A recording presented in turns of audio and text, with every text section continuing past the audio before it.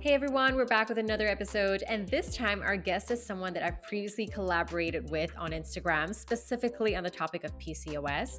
And I've always wanted to delve deeper into her area of expertise of nutrition and fertility, so we'll be doing just that in this episode. And first, I want to throw a question to you. In the moments where you've thought of hormonal health or reproductive health, have you ever thought of how the food you eat could be impacting it? In some countries, fertility rates are hitting an all-time low. Just speaking about us here in Singapore, this is happening due to a number of reasons, like the cost of living or career priorities and so on. And I know that some of you may be thinking, but Charlotte, I'm not interested in having children, or I'm not ready to have a family yet. Why should I be interested at this point? Thing is, taking care of your hormonal health goes beyond reproduction, and it also affects other aspects of your health like blood pressure, gut health, managing menopause, addressing PCOS, and even improving sleep. So with that, let's get to our guest today. Claire Pettitt is an associate professor in nutrition and dietetics at the Singapore Institute of Technology. She is also a UK and Singapore registered dietitian and nutritionist with 13 years of clinical experience, and she specializes in women's health as well as gut health. And when I say women's health, her areas of interest lie mostly within PCOS, endometriosis, fertility, and postpartum nutrition. And we're going to be exploring these spaces in this episode. And gentlemen, don't turn away. This episode is for you too, as we discuss how nutrition can affect sperm health and also the main differences between male and female fertility. Okay, I think I've spoken enough, so let's dive right into our conversation. One last point though, remember to subscribe to the show and please share this episode with friends and family whom you think can benefit from it. Just hit the share button you see on your screen. Enjoy this one. I just want to first start out by understanding more about your career journey and what inspired you to, become a dietitian. Yeah, sure. Well, I think probably common to most dietitians is a love of food, and I know you have this as well, Charlotte. But I think I was very lucky growing up in a household where food was a big deal and it was important. It was a way of connecting and enjoying a meal together. So I think the social element of food was important to me. But then as I went through life, when I first went to university, I studied biology. Like, I was very interested in science and nutrition and food generally, but I'd actually never heard of a dietitian. I didn't know that it existed. So Same here. I went to do biology, and I was like, okay, let's see where this goes. And at the end of my biology degree, I wasn't really sure where to go, because I actually did biology with a year in Spain. So I studied biology and Spanish as well. I've Fun. got a love of languages and a love of food and cultures. So I finished and I was like, what do I do with this? And all of my peers were going off to either do banking or some other totally unrelated degree, or teaching. And I was like, I don't want to do any of those things. So I realized actually that I could do nutrition and just focus. I did a lot of sport when I was at uni, and I personally saw the link between food and health and performance and all those sorts of things. So I thought, okay, actually, let's go there. So I did my master's in nutrition, and it was only then that I realized that I could also go on to do dietetics, because lots of people on my course were doing dietetics, or doing nutrition to get into dietetics rather. So I then kind of opened my eyes up to this world where actually, gosh, you can actually have an impact on people's health conditions. You can work with and help people through food. So that's kind of where I first got inspired to become a dietitian. But I think it all began with a love of food, and just seeing that link between food and health, and how it impacts our life day to day. Yeah. That's incredible. And, Claire, you're from the UK. Yeah. What brought you here to Singapore, if I may ask? As I've said, I absolutely love food and culture and language and traveling. I'm a mixed heritage person. Hmm.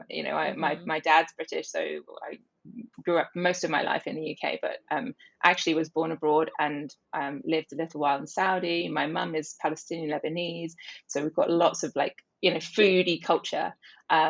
So traveling to me is just part of life, and I love living in other places and experiencing other people's culture, and understanding where Hmm. people come from.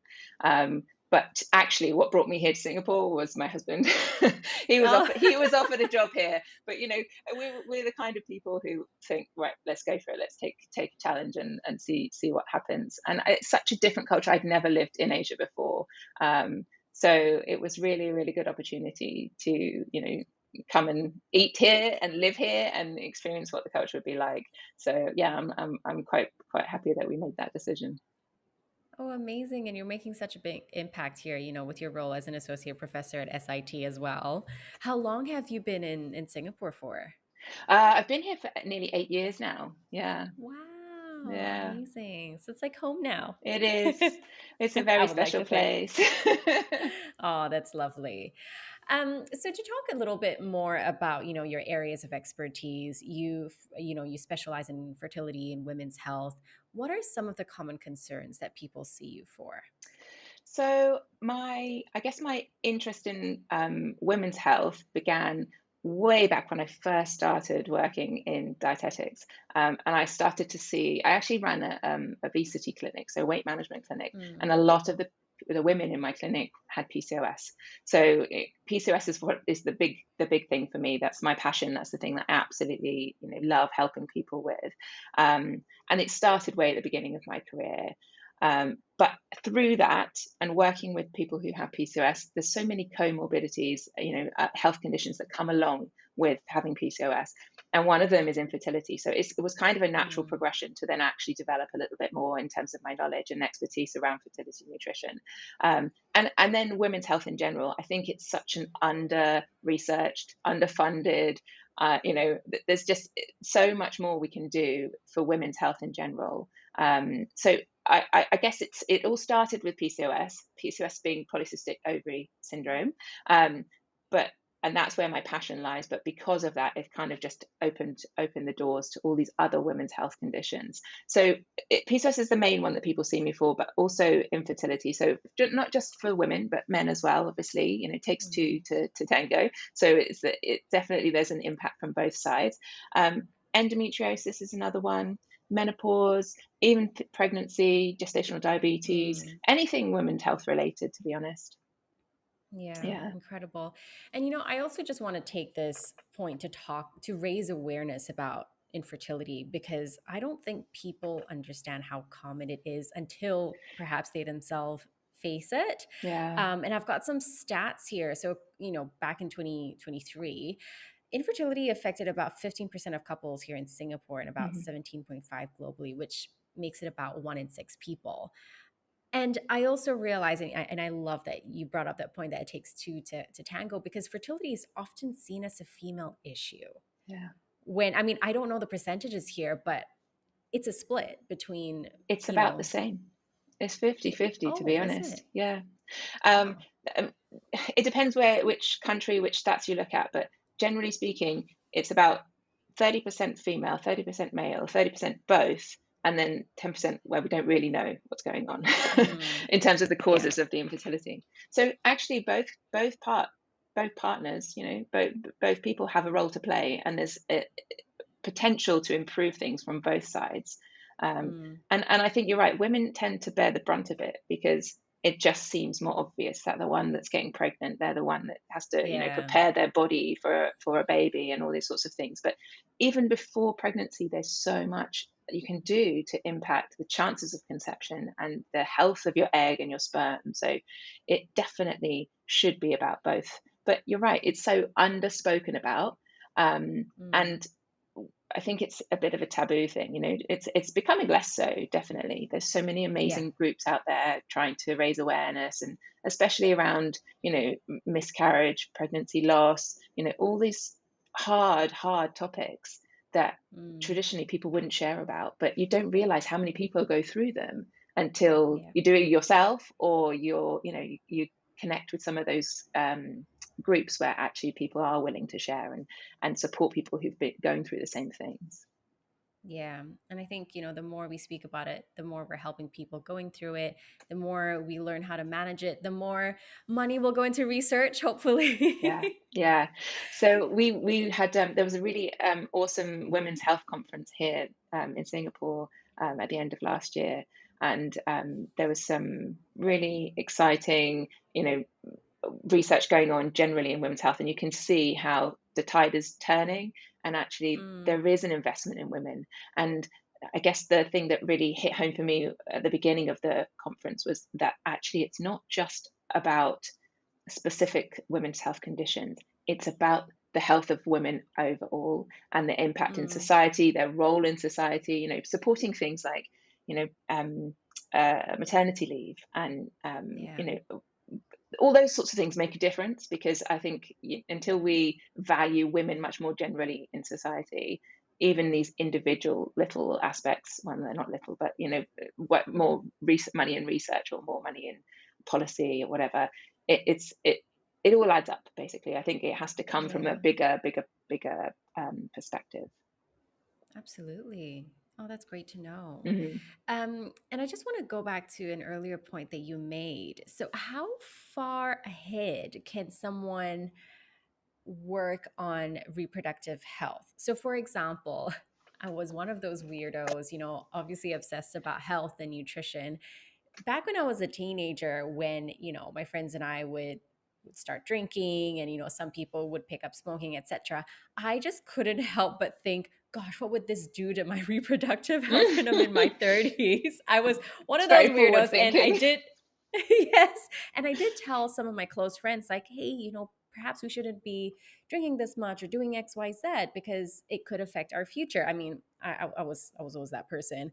Got to remind myself to live in the present. But how far ahead can we start prepping for these things? And is it ever too early?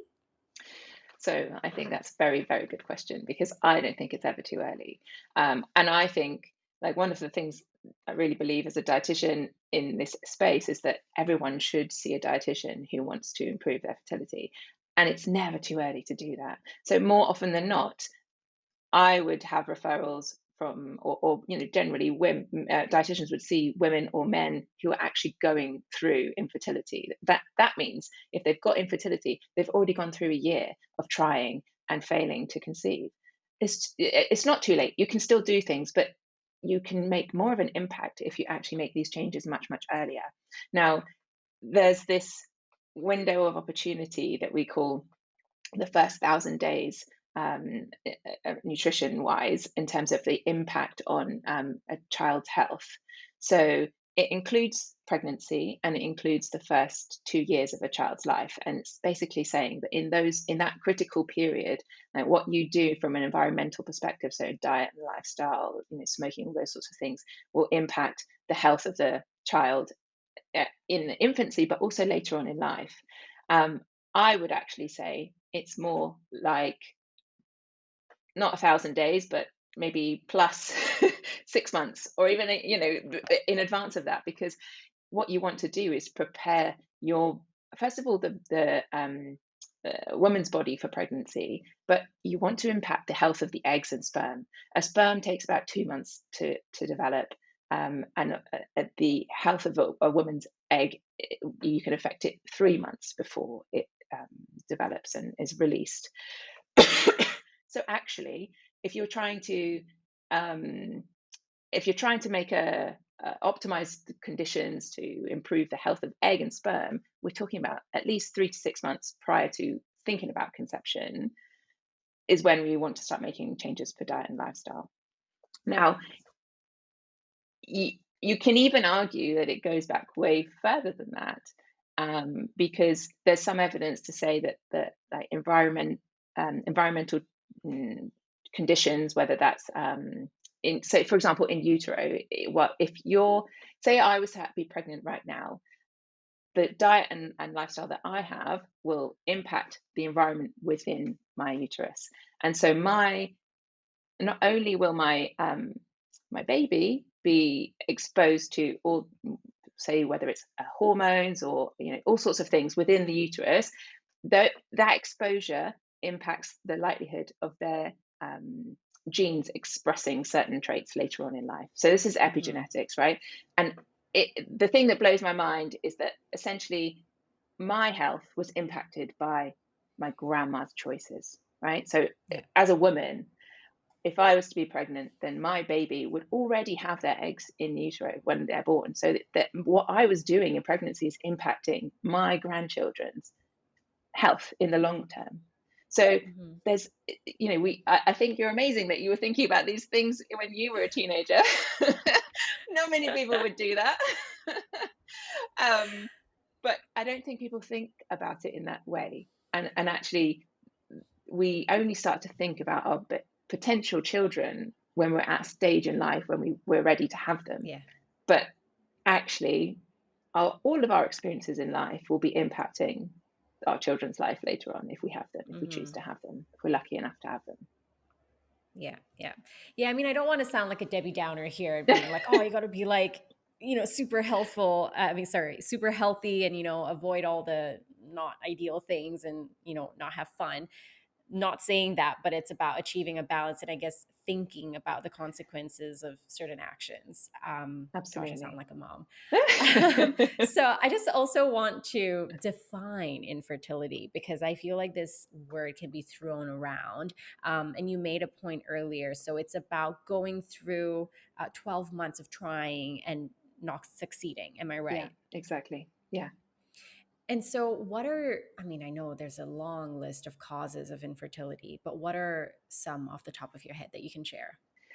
So there's some that we can't really help with, if they're like Mm, structural issues or, actual physiological things going on. But from a diet and lifestyle perspective, where we can have an impact, so there could be medical health conditions that are impacting your fertility. So if for example, if you've got things like celiac disease and you're not managing your condition well, then you're essentially putting your body into a state of mm, malabsorption, and so you are not getting all the nutrients, the micronutrients especially, that are required for a healthy pregnancy. And so often we see that people who have uncontrolled celiac disease or not well managed celiac disease actually have higher risk or higher rates of infertility. Same for things like diabetes. Poor blood sugar control can massively impact the health of your ovaries. It can increase risk of miscarriage and it can increase risk of infertility generally. Other conditions would be things like PCOS. So with PCOS, we tend to see that women either have irregular periods or no periods. They've got hormone imbalances, which all impact their fertility. So we could also think about other women's health conditions like endometriosis. mm. So it could be a medical issue that could also have a nutritional link where Yeah. we could make a difference. And then I guess other causes, well, you tend to see reduced fertility later in life, and that's because our egg quality declines a lot. Boo. And I think there's so much awareness about this now. And then you see, I mean, Yeah. there's all these people going through their like egg freezing journeys and all those sorts of things. Like life has changed and people don't get married and have children when they're 20 or whatever, So it's a big change in our society, in our the way people live their lives. So it's great to see that people are actually, raising awareness that you can do those sorts of things. Hmm. Yeah. So age can have a big impact as well as all those medical health issues, but generally nutritional status can have a big role as well. Yeah. And I want to speak to you about weight as well. And, this is a space that you used to Mm. work in. I feel like people often talk about overweight. We don't talk enough about being underweight. And how does that affect infertility Yeah. or one's fertility status? Yeah. So the evidence that we have does show that weight can impact fertility. So the I think it's important because you mentioned both overweight and underweight, and it is definitely a J-shaped curve that we see in the evidence. So you get higher risk at low weight, but also at Mm, high weights. So it's not just just linear. It's not just about addressing obesity. It's actually trying to understand what's the underlying mechanism, and that's what we don't really know. So it could be to do with adipose stores. Like fat tissue is actually, it produces hormones. It impacts our hormone balance. It impacts things like insulin resistance, which can impact, blood sugar control. There's so many potential metabolic complications related to having higher fat tissues. Um, mm, and I guess it's perhaps something similar if we're underweight, that actually we don't have enough body fat. So yeah. we need enough body fat stores for our body to actually feel like it's in a stable place and is well nourished enough to sustain a pregnancy.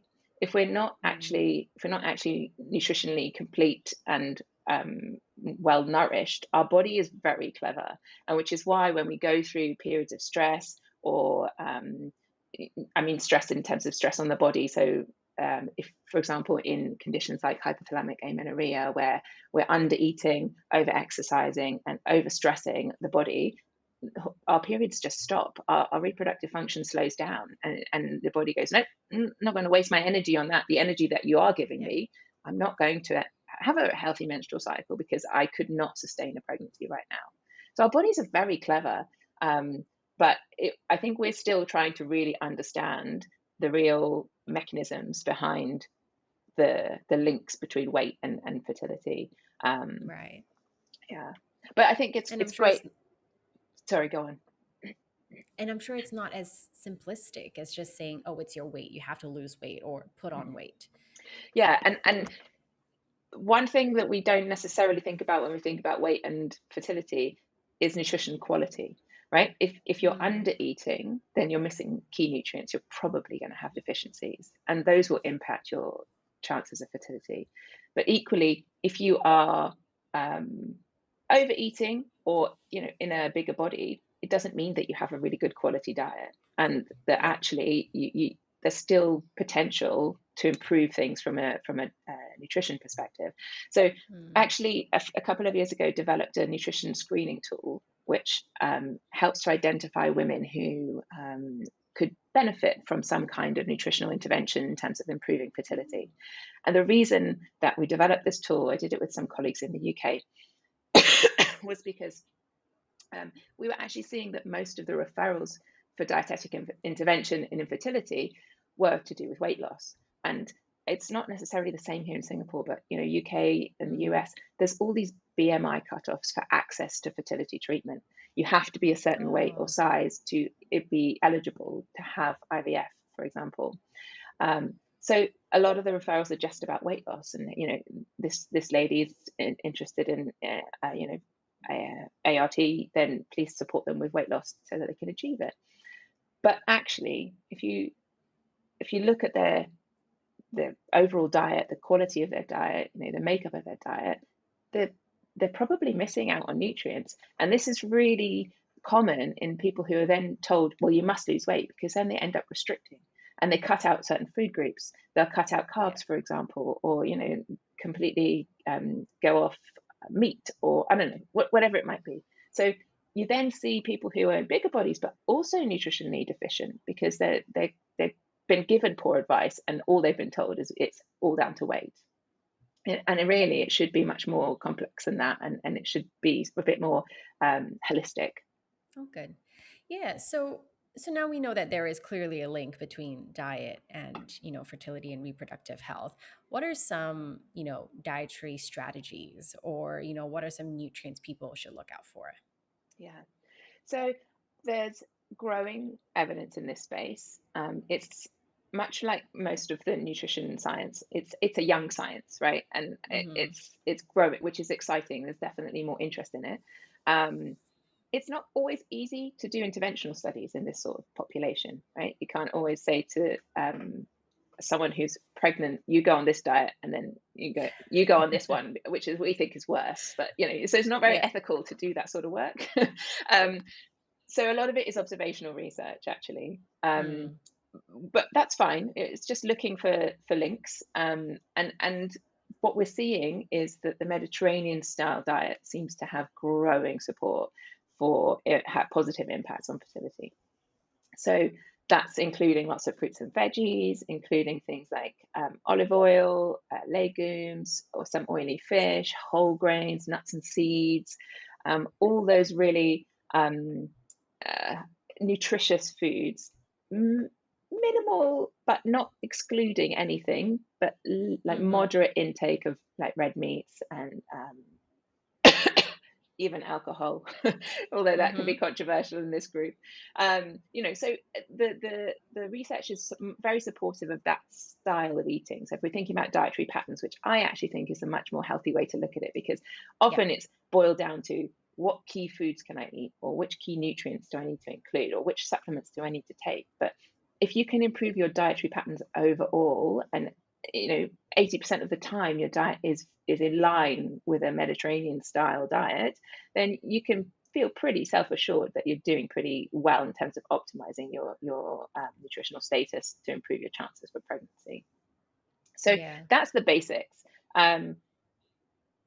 I mentioned earlier that perhaps sometimes people might exclude things, and carbohydrates tends to be a big one, and this can be depending on what's the cause of infertility.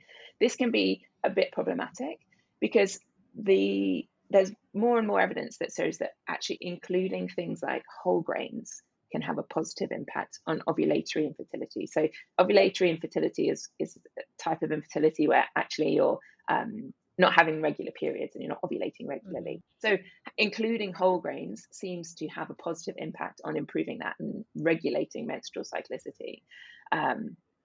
So if people tend to go the other way and cut carbs out completely, then they're missing out on that opportunity to improve things. It doesn't, I think often people will jump to those like fad style approaches, which is cut certain food groups, but it's much more nuanced than that. It shouldn't just be about carbs are bad. It's about, okay, which kind of carbohydrates do I need to include and why and how much?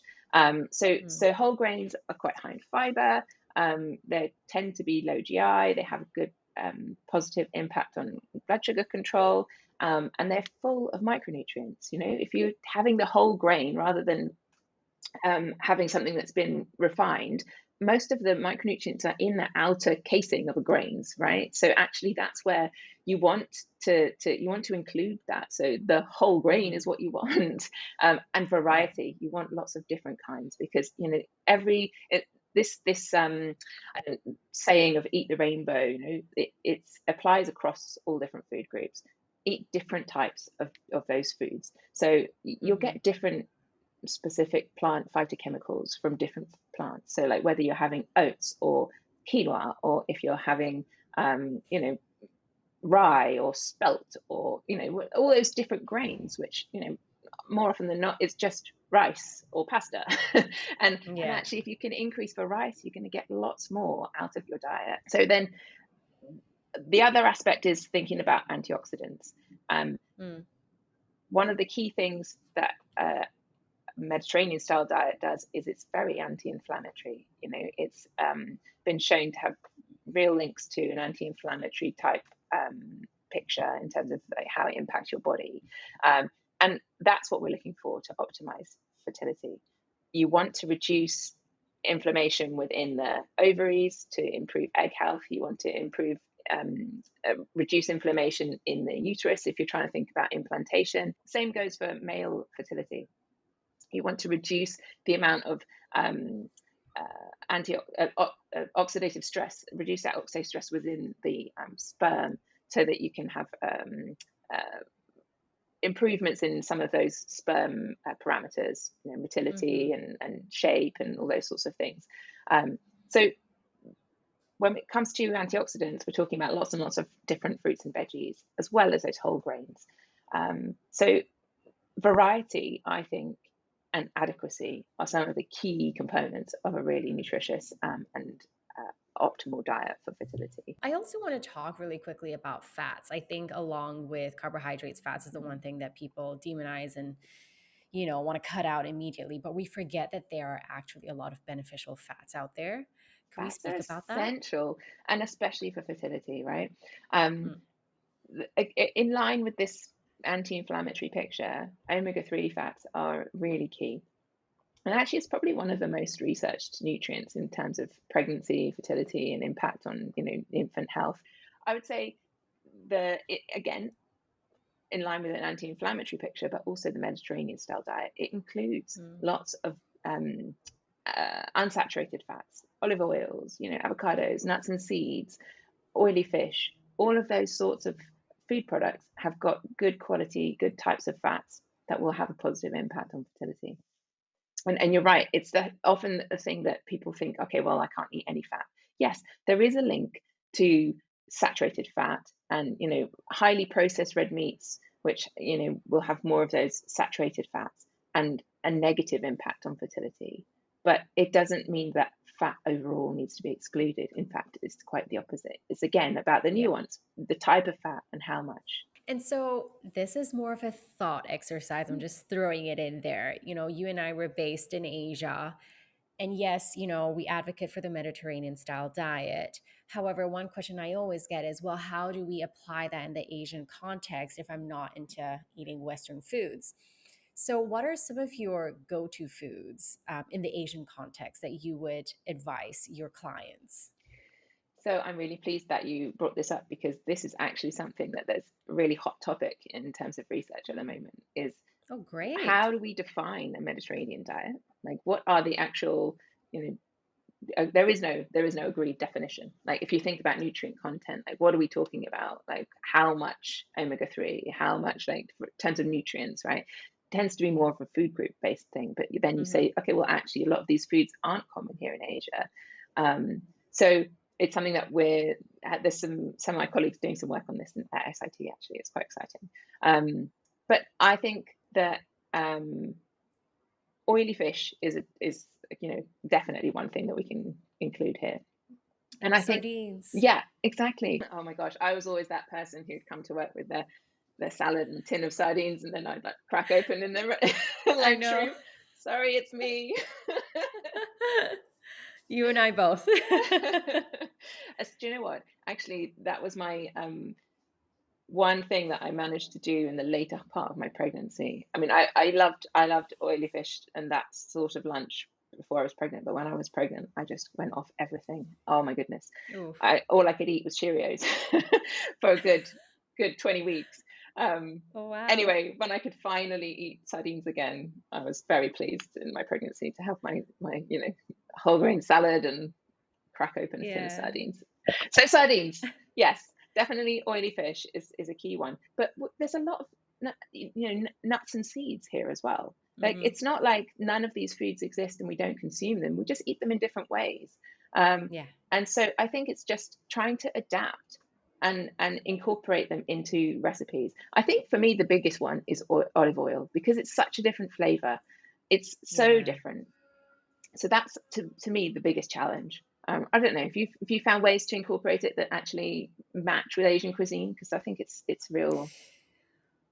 Well, I have to admit, I do some of my stir fries in olive oil and Mm, I'm okay. I think it's about being flexible. It's not super strong, once you season your food. And I mean, I love the flavor of olive oil anyway. But like you said, it's about, being creative in the kitchen as well. Other foods that I like to talk about, we have a lot of soy products here. What yeah, a great source of plant protein. When I was living in the UK, I think I only had like one brand of tofu that came in a Tetra Pak, and I was like, this is not tofu. And here we've got, a whole host of them. yeah, And rice is a big thing here, and we've got different types of rice to explore. And, I'm mindful because a lot of the time when we speak about the Mediterranean diets, like quinoa or spelt or rye bread, but we forget the types of grains that we have here. I think we always think about what other people have that we don't have. When I was in the UK, another thing I missed was our Asian greens, the leafy greens. We've yeah, got tons of them. yeah, A lot of my people that I see, they say, oh, kale is expensive. I'm like, you don't have to eat kale. yeah. Kale's cousin, kailan, chisin, all these things, sweet potato leaves, like you've got them at your doorstep and they're so Yeah, affordable. So great it's folate about source as changing your well. mindset. Yeah, Yeah. absolutely. Yeah. Oh, You that's great. mentioned you mentioned soy, and I actually want to touch on that because we didn't talk about protein, and I think this is something that gets missed a bit. And actually, again, observational research, but still worthwhile discussing, is that the type of protein that you consume can impact your fertility as well. And what the evidence is showing us is that actually having a bit more plant-based protein is helpful in improving fertility and reducing a bit of those animal-based protein sources. Mm, So you're right, soy can be a really good addition and it's easily accessible here. yeah. Would you know of any maybe recommendations in terms of servings a week, perhaps, for plant based protein? So it really depends on people's baseline diet. I don't expect Mm, people to make massive changes if it's not achievable for them, yeah, right? So if they're not including any at the moment, then even just bringing it up to once a week is a positive change, right? Um, yeah. there isn't the evidence to say this is how many servings a week, but I would say if you can try to have, maybe 2 or 3 times a week plant based, and then the more poultry type meats are okay to have a bit more often than the processed or red meats. But Mhm. definitely oily fish twice a week. Yeah, yeah. Yeah. Awesome. And for people listening in, I just want to also highlight this point that we're not, or at least when I talk about diet, I like to talk about adding food and not so much about subtracting, oh, you shouldn't eat so much of this. And naturally, food will displace one another. If you add more plant protein, you can still have as much, red meat as you Mhm. like, but over time that will also, reduce. So Exactly. that's one approach that you can take with these foods. So, Claire, we spoke earlier about egg quantity, which we can't control. What about egg quality? Mm. You spoke about things like whole grains and antioxidants, oily fish, unsaturated fats. What's the last one? Protein. Yeah. Outside of this, what else can women do to improve egg quality? Um, Again, really what we're focusing on with optimizing egg quality is reducing the oxidative stress um, Mm, within the ovaries. So it depends on people's comorbidities, what else is going on with them as to what they need to manage. But I like to encourage people to take this holistic approach, because actually things like exercise can also have an impact, right? But that's again a bit in line with weight, under versus over exercising.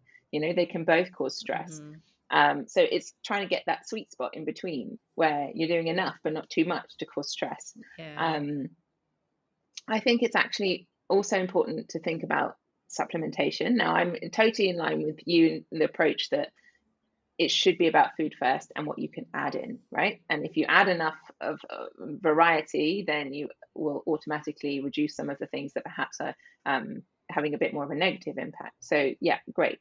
But when it comes to optimizing fertility, there are some key nutrients that we recommend in terms of supplementation. And that would be things like folic acid.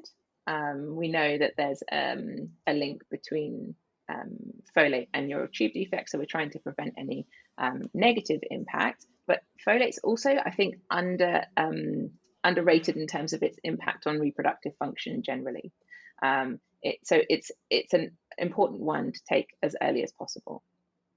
Hmm. And it will impact, if you think about the overall impact on reproductive function, it will impact egg health.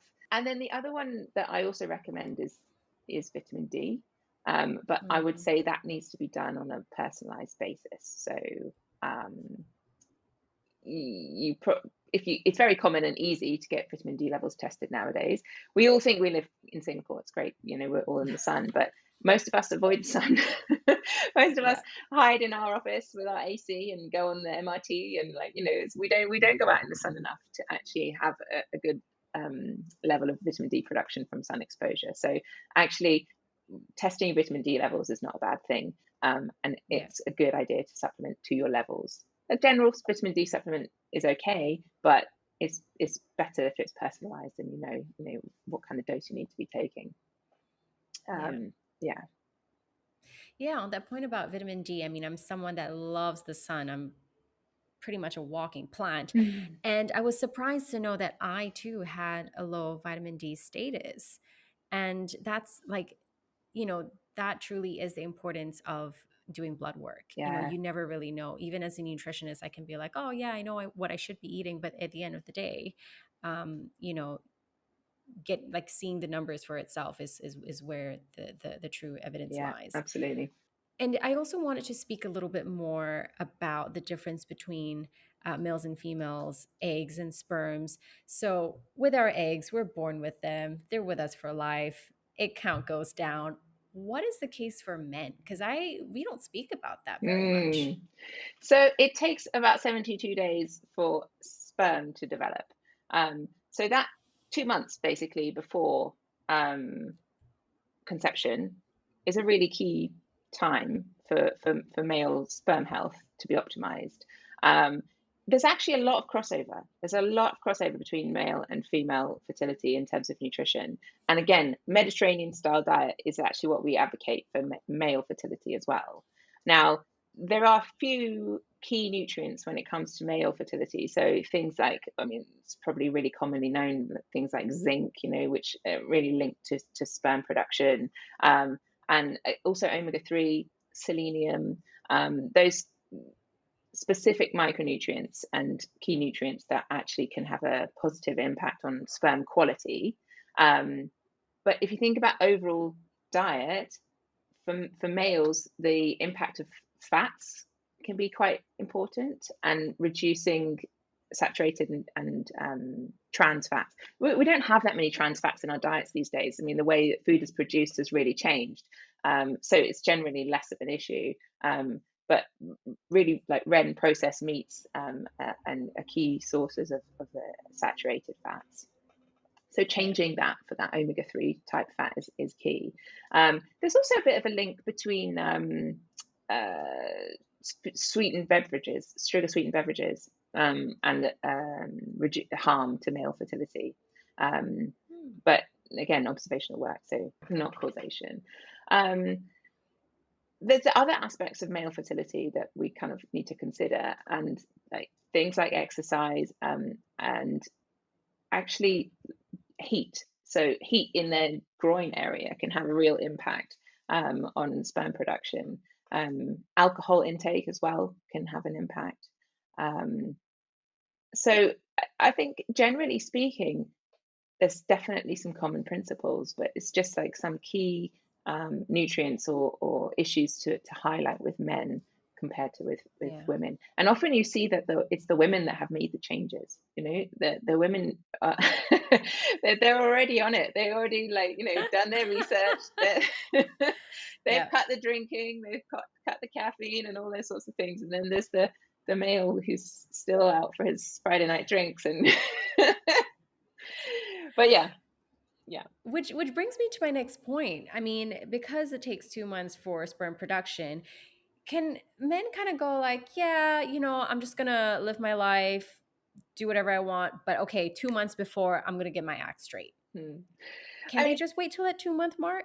So I think we still have to bear in mind that there's this epigenetic changes potentially later in life, right? And you can still have the long-term effects from what you've done in life. It's not just about egg quality and egg health. Sperm health is also, it's impacted in the same way.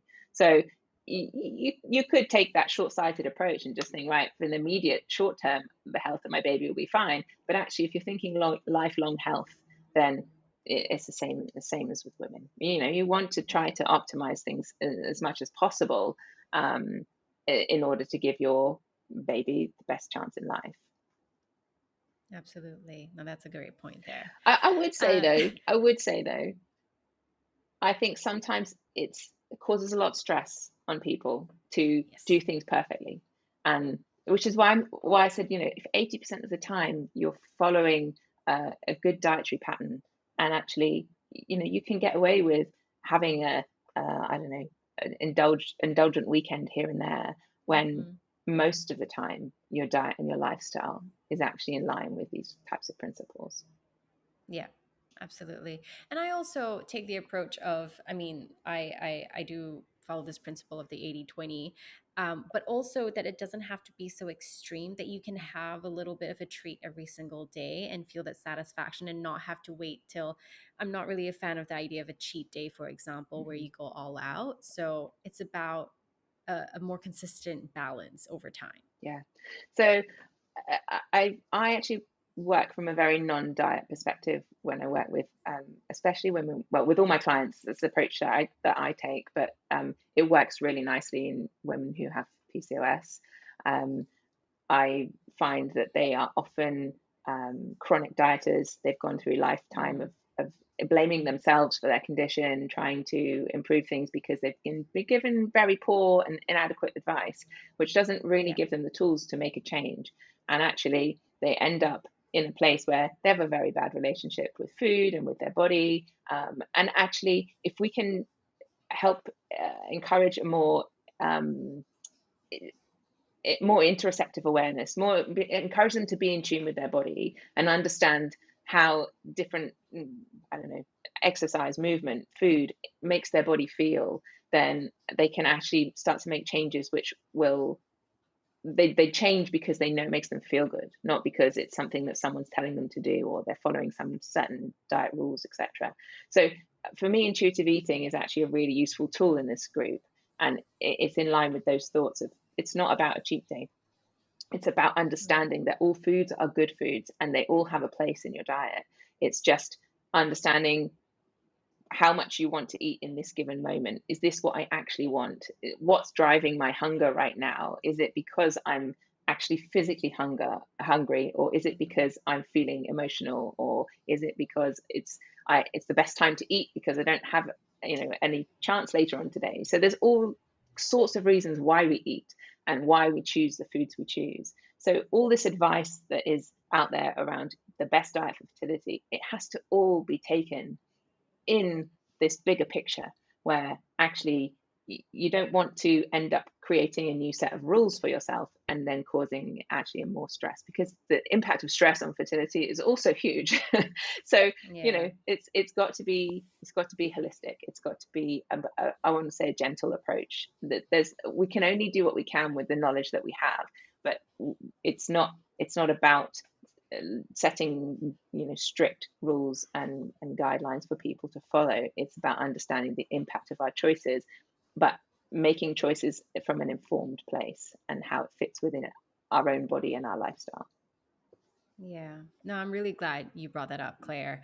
In fact, our previous episode was with Evelyn Triboli, Oh, wow. the queen of Yeah, intuitive eating. amazing. And you brought up a point that reminded me of what she said, that each of us have a different things give us pleasure and satisfaction when we're eating, and it's so important to know that. Like, for example, for me, if I don't have crunch in my food, you can give me all the food in the world, but I won't feel satisfied. And it's so important to be in tune with what your body wants and needs. Yeah. And to also honor hunger. And hunger is not a bad thing to feel, No, and it's not something to suppress. No, and generally speaking, it's when I try to help people understand and relearn interoceptive awareness, because we're naturally good at this when we're born, right? But we kind of grow out of it Yeah. because we're taught not to follow our internal cues. But if you think about, if you need to pee, you notice that, oh, my bladder's full, I'm uncomfortable, oh gosh, I need a pee. You don't say, oh, not time for a pee right now, you're going to have to hold that. You honor that feeling and you say, okay, right, I'm going to, excuse me a second, I just need to go to the bathroom. And we don't do that with hunger, especially if we're chronic dieters. We've got used to that feeling of hunger, and it's seen as a good thing, right? If you're a chronic dieter, oh, I'm hungry, great, I'm not eating enough, I'm losing weight. And we eventually become accustomed to it, and we just don't listen to those hunger signals anymore. So it can take a bit of time for people to relearn, what does hunger feel like to me? What does it actually, how does it show up in my body? And often we recognize extreme hunger, when you're actually, your belly is rumbling and you're going to like smack someone in the face. Pass out. Yeah.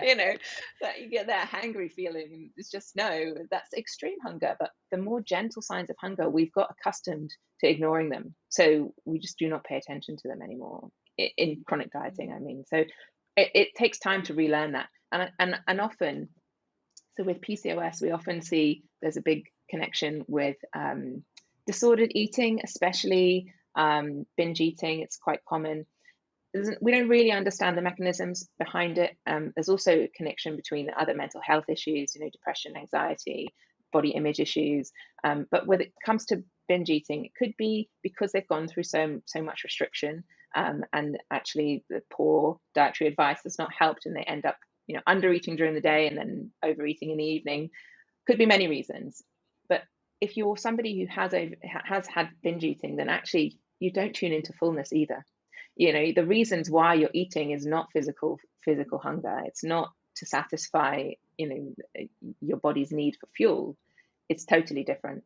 And a lot of the work that we do is actually around understanding how do emotions show up in your body? How do you recognize different signs of stress or sadness, or whatever it is that drives your hunger, so that you can actually cope with those before you get to the stage where you're so overwhelmed with that emotion that you can only use your coping mechanism of food.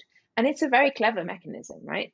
Emotional eating is actually really physiologically clever, and it's valid, because if you think about when we were babies, right, every time we cry or something's wrong, we're comforted. We're either breastfed or we're given food, and it's comforting. Food makes us feel good. If it didn't make us feel good, we would never have gone out and found more food. Thinking about evolution.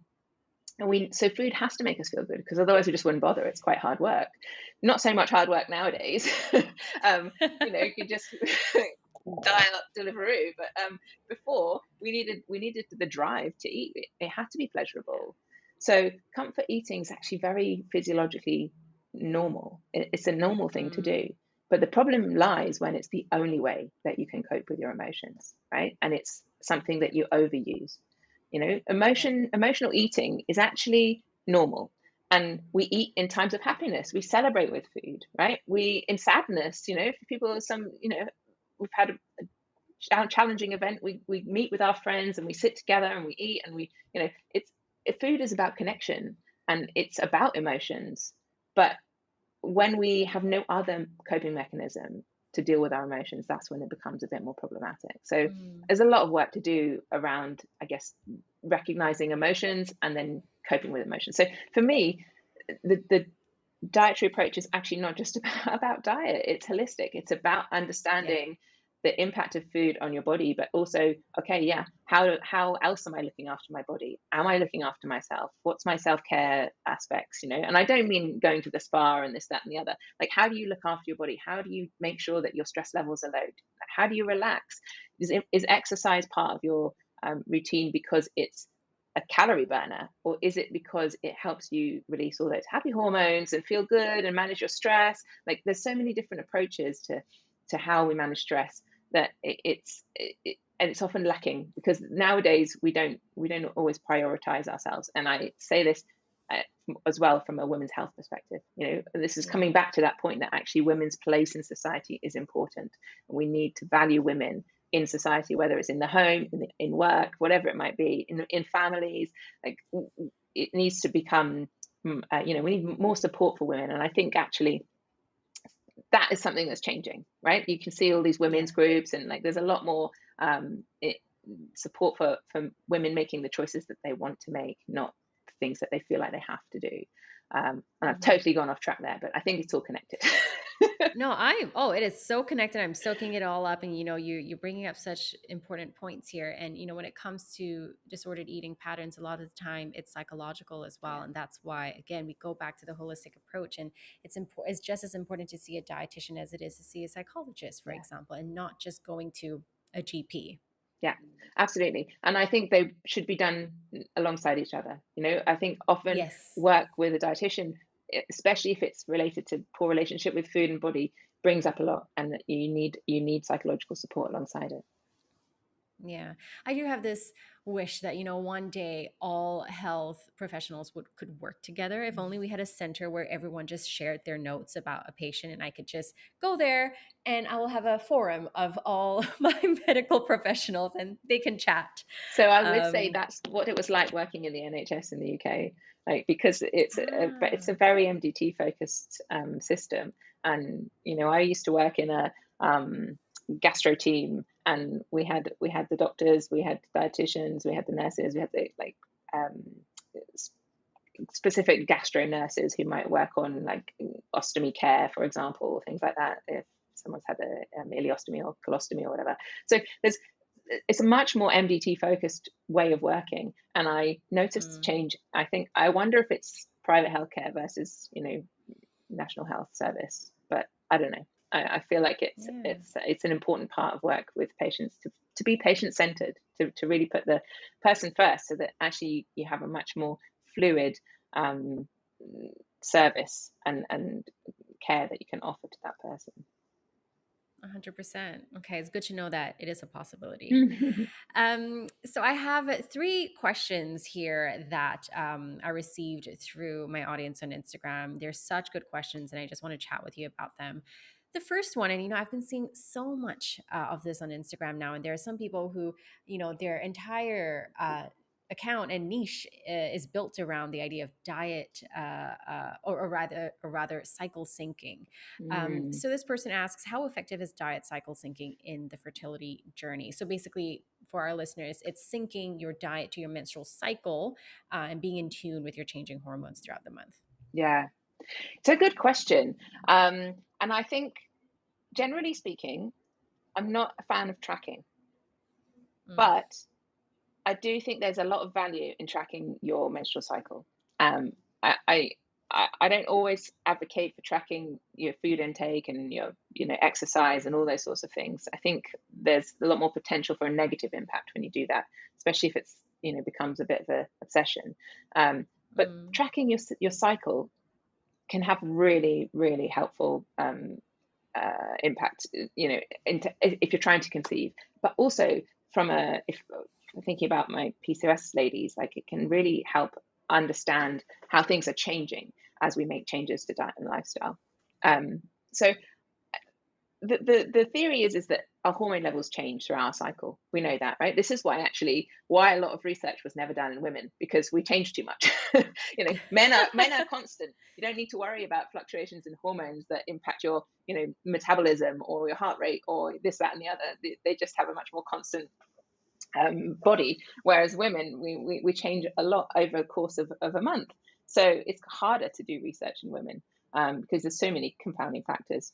Anyway, our hormones change over the course of our cycle because that's natural. That's what they're supposed to do. But then obviously, as we have a change in estrogen levels, progesterone levels, testosterone levels, it impacts things like our gut function, for example. You get that period poo, as some people call it. Just you might get a bit Mm-hmm. constipated and then you get diarrhea. So there's all these impacts on our actual bodily functions, and there's a link between changing your diet to, I guess, support or minimize those symptoms or the changes that happen because of these changes or fluctuations in hormones.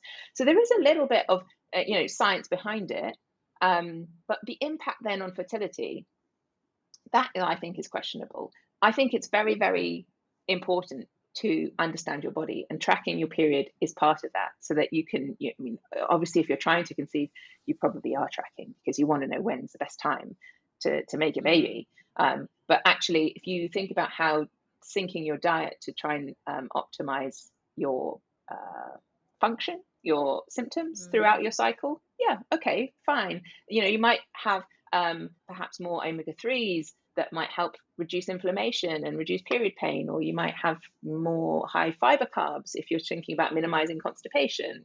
So it does have value, but I don't think it necessarily impacts your fertility directly. If that makes sense. Yeah.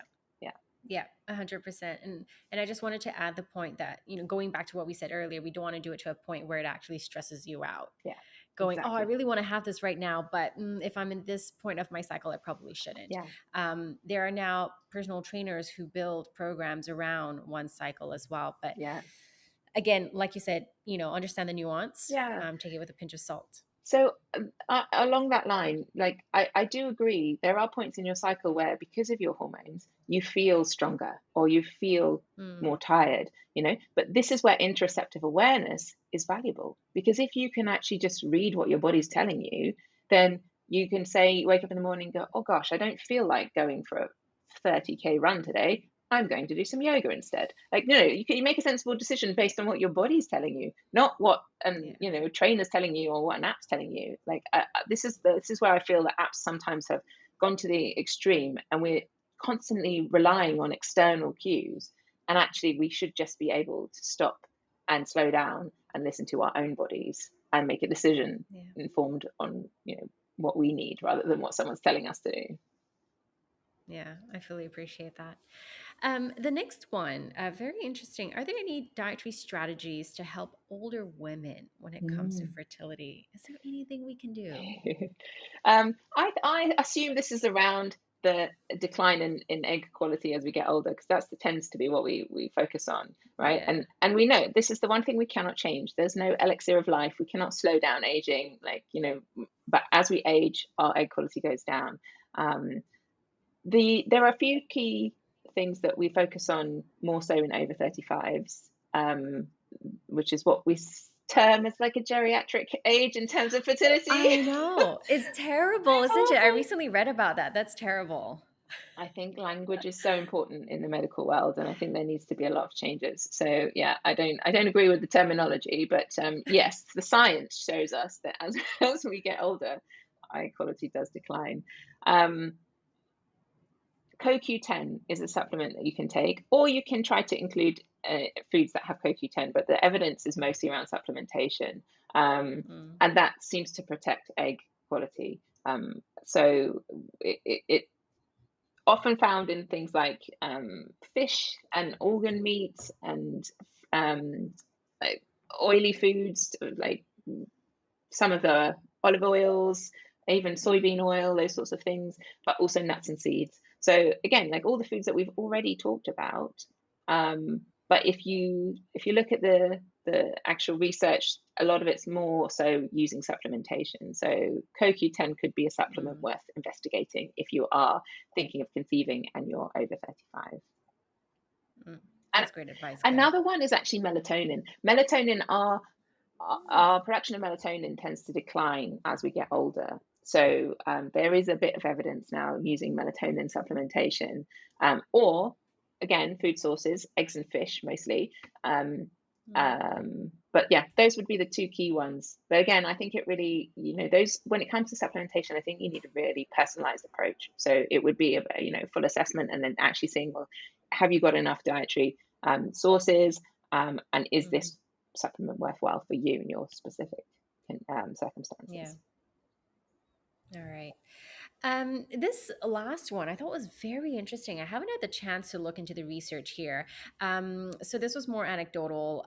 Someone wrote in saying that she has been, going through egg retrieval, and she saw better success after following her gynecologist's recommendation to consume 4 egg whites a day.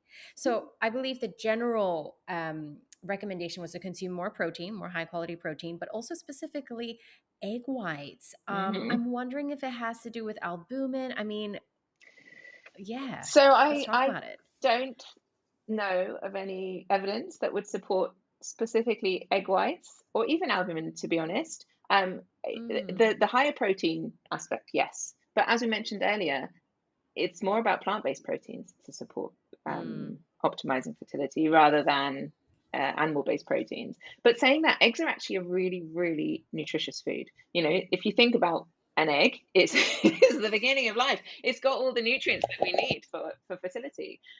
It's a really good source of choline, vitamin D, a lot of the micronutrients that we need, protein and fat as well. So I actually encourage people to have eggs in their diet when they are trying to conceive. But I wouldn't be so specific to highlight only egg whites and you need 4 a day. Like again, this is this idea of just a superfood or like a fad diet that's going to fix all your problems. It doesn't exist. But including a variety of different foods, different proteins, different fruits and veggies, different whole grains, that's where you're going to get the most benefit to your optimize your fertility, because of the variety and the adequacy. So I do think eggs are a good food, but I wouldn't be so bold as to say specifically 4 egg whites a day. And Claire, I'm sure you would agree with this, and you've seen it a number of times, but the minute you tell someone one very easy and simple thing to change in their diet, like have 4 egg whites, immediately there's a downstream consequence. You would overall, your diet would see an improvement. So that could also be one of the reasons behind it, I would think. Absolutely. As soon as you make one change, it has a knock-on effect, and there are other changes. So often, and this is often why people who cut carbs, for example, I keep coming back to this, but it's so common. Like they often report that they've had a benefit, and it's not because of necessarily the carbohydrates. It could be like, if we're talking, say, for example, about weight loss, actually it could be because when they eat bread, they put butter on it and they have it with a, bacon sandwich. Like it could be because Yeah. or because normally they order in and the food that they order is a Subway sandwich. Like, but actually now I'm not having that. I have to cook at home. So I've made, rice and Hmm. salmon and vegetables. So actually the change is not just what you've taken out, it's what you've then added in or how you've changed the rest of your diet. And you do Yeah. see beneficial effects. But what's the important change and what's actually causing the improvement in the outcome? Can't tell. Yeah, yeah. The story with carbs is always, what are you actually eating with the carbs? The Mhm. carbs is not the problem. What are you eating with it? Yeah. Well, Claire, you shared so much of your time and your insights. I really want to thank you. I just have one last question before you go, and this is Mm. one I ask all my guests. We're all foodies. You've spoken about it as well. Now, I want to know, and I'm so curious to know your answer for this one because of your culinary heritage. What's a dish that you haven't had for a while that you would love to have right now that takes you back to a specific memory, perhaps? Oh gosh, I find it hard to pick one dish.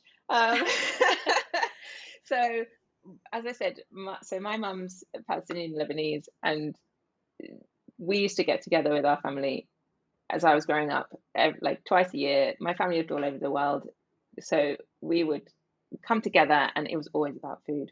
And for me, my teta, my grandma, she always made kube, which is it's a lamb-based meatball essentially. Actually, you can make it Hmm. as a meatball, or you can make it flat baked, Oh, and it has pine nuts and all sorts of like spices like baharat and cinnamon and bulgur wheat in there, and it's absolutely delicious. And you have it with lebne, which is like yogurt. But also, I can't go without mentioning my favorite, which is knafe, which is a Palestinian dish, which is actually like a cheese-based. I say dessert, but we used to have it for breakfast. It's hmm. delicious, and it's got phyllo pastry in like shredded with cheese, and then you put a syrup over the top of it. It's absolutely delicious. So yeah, those would be Oh, and this is what I love about food is the memories. Like this is what yeah. it makes this connection in your brain, and you can then come back to all those like really enjoyable moments or special times. So yeah, I love food. That's lovely. Well, I hope you'll be able to have those two dishes at some point Yeah, let's if see. you make them at home. So actually, I was so lucky. I saw my mum and my family at Christmas, and my mum made Oh, kibbe for me. She knows it's my favorite, so I did have it a few months ago. But it's one that's very close to my heart. that's wonderful. Well, thank you for sharing that with us, Claire. Thank you so much for having me, Charlotte. I've loved our conversation. It's so good to talk about fertility and women's health in general. So yeah, I appreciate the invitation. Absolutely. And for anyone listening in, if you want to follow Claire's work, you can follow her on Instagram. She shares lots of yummy recipes as well, and her website. Thank you. Oh, that was such an enriching conversation with Claire. I learned so much, and I'm sure you have too.